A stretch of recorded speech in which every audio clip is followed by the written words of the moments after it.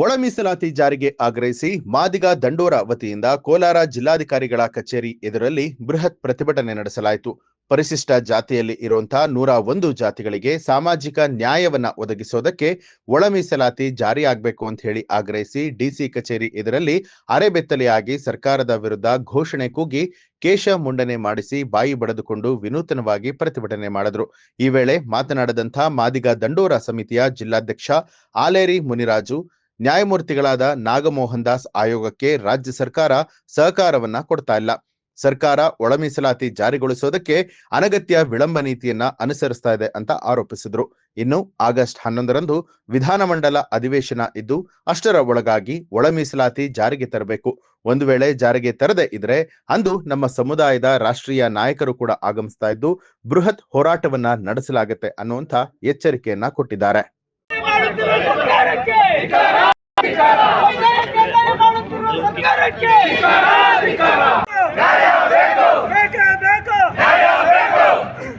ಸರ್ಕಾರದಲ್ಲಿ ವಜಾಗೊಳಿಸಬೇಕು.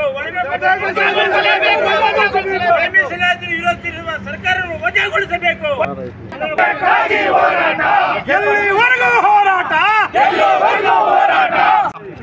ನಿರಂತರವಾಗಿ ಅನೇಕ ರೀತಿಯ ಹೋರಾಟಗಳನ್ನು ಮಾಡಿಕೊಂಡು ಬಂದಿದ್ದೇವೆ. ಈ ಮಾದಿಗ ಸಮುದಾಯಕ್ಕೆ ಒಳ ಮೀಸಲಾತಿ ಬೇಕು.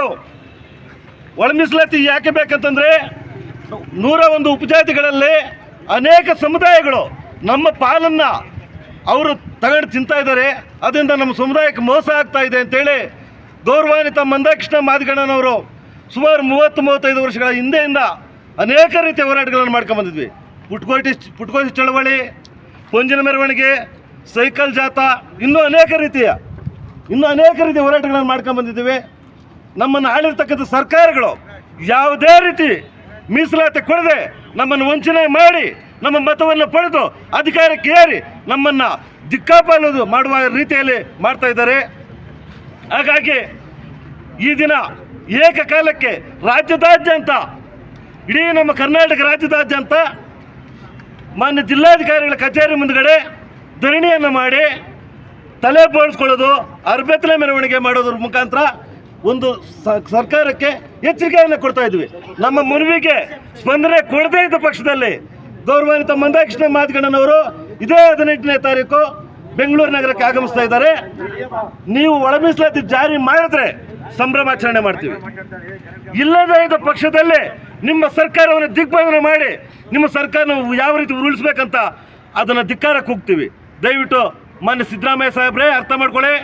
ನಮಗೆ ಬರಬೇಕಾದ ಪಾಲನ್ನು ನಮಗೆ 11ರಿಂದ 18ನೇ ತಾರೀಕು ಒಳಗಡೆ ಕೊಟ್ಟರೆ ಸರಿ. ಇಲ್ಲ ಅಂದರೆ ಯಾವ ರೀತಿ ಹೋರಾಟ ನಮ್ಮ ರಾಜ್ಯ ನಾಯಕರು, ರಾಷ್ಟ್ರೀಯ ನಾಯಕರು ಆದೇಶ ಮಾಡ್ತಾರೋ ಆ ಆದೇಶದಂತೆ ನಾವು ಉಗ್ರವಾದ ಹೋರಾಟಕ್ಕೆ ಇಳಿತೀವಿ. ಇದುವರೆಗೂ ಶಾಂತಿಯುತವಾಗಿ ಮಾಡಿದ್ದೀವಿ ಹೋರಾಟಗಳು. ಇನ್ನು ಶಾಂತಿ ರೀತಿ ಇಲ್ಲ. ಇನ್ನು ಏನೇ ಇದ್ರೂ ಉಗ್ರವಾದ ಹೋರಾಟಗಳನ್ನು ಮಾಡ್ಕೊಂಡು ಬರ್ತೀವಿ. ನ್ಯೂಸ್ ಅಲರ್ಟ್ ನಿಮ್ಮಿಂದ ನಿಮಗಾಗಿ.